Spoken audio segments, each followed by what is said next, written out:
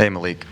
Indiana, it seemed just the way whatever they were showing to you guys just kept you kind of unsettled the whole game. It felt like you had the early field goal and then the touchdown after halftime, but just hard to get into a rhythm. Did it feel that way out there on the field that you just couldn't find consistency? Yeah, it was just tough. Sometimes that's the way the cars go. Like, we couldn't really get into a rhythm offensively. We weren't helping our defense out by having short drives. So that's, the part of the complementary football that we got to fix is being able to sustain drives.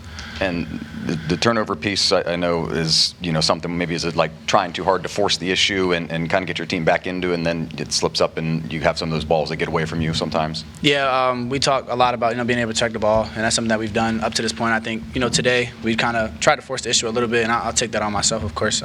But being able to find ways to get the ball down the field without having to force it.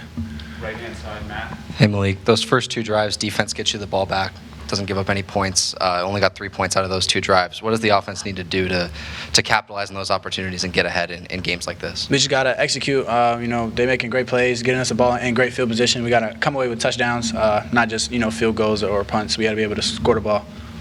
D in the middle.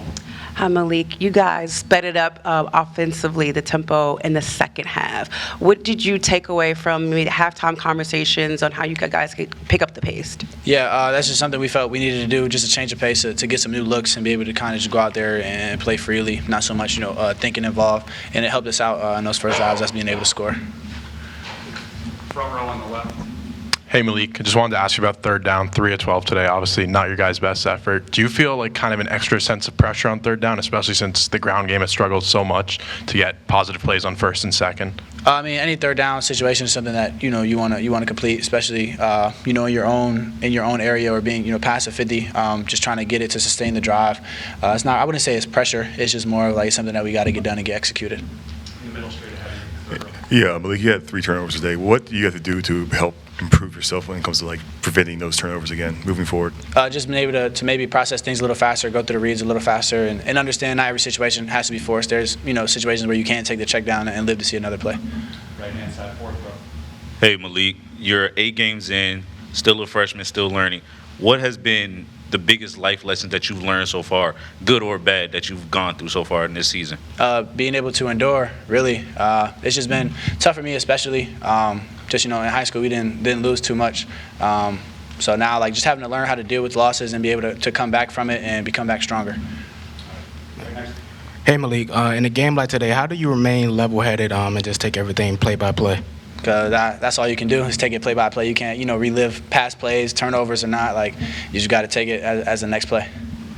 All right, we'll go over here. Kyle on the left-hand side, second row. Malik, I'm sure you came to Maryland in part to be very competitive in games like this, kind of seeing what a top 2 team is and understanding, how good Indiana is. What do you kind of take away from what it takes to be a team at that level?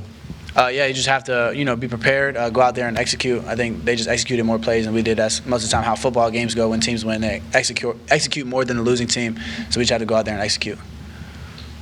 Anything else?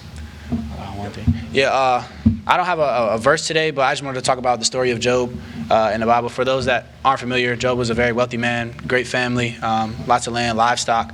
And then Satan decided to tempt Job, right? And Lord allowed Satan to test Job and took away his family, his kids, his livestock died, his land, his health started to decline. And through all of that, Job stayed faithful to the Lord, and he understood that this is just a test, and the Lord's gonna make it better for us at the end of the day. And really just being able to stick with it and understanding that God's not gonna hand you anything that you can't fight through, you're not able to overcome. So the story of Job was going to be on my mind this week moving forward. Thank you. All right, Cam, how you doing? I'm all right. All right.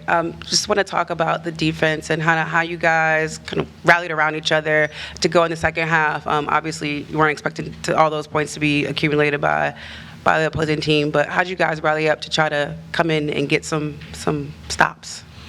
Yeah, we just turned to each other. We play hard for each other. At the end of the day, you don't like seeing, that 55 up there on the scoreboard and giving up all the yards that we gave up. We just wanted to keep playing hard till the very end. Second row right. Cam, can you kind of give us an idea what the mood in the locker room is in a 4-game losing streak and kind of what you guys say to each other to get it turned around? Yeah, it's not good, as you could imagine. A lot of guys are upset, disappointed on how things are going. But, nobody's pointing the finger. Nobody's pointing blame. We all know that we all got to get better at what we do and just keep pushing. Better times are coming. The middle straight ahead. Yeah, Cam, do you think you guys just kind of ran out of gas in the second half because it seemed like you were missing tackles or letting the running backs go? Was it just like running out of gas type of thing, or is it just more like a fundamentals? What do you think it was there? It's hard to tell. There was several points throughout the game where, we didn't execute very well. We missed tackles. It happens. We've been working on it. We just got to keep working, work harder, and make those plays when they come. All the way on the right side, far back. Dave? Cam, toughest part about facing IU's offense, what was the most difficult thing that they were doing that you guys were trying to contain? They really didn't do much that we haven't seen. I'd say probably, when they hit us with those QB draws and the draws there early on, we got great pass rushers. So we read the hi-hats, when the offensive line's pass blocking, and we kind of pin our ears back and try and get back to the quarterback, and it, slips right up the middle on us. It's tough, We haven't really seen it too much this season, but, we're going to take the right steps moving forward to defend that.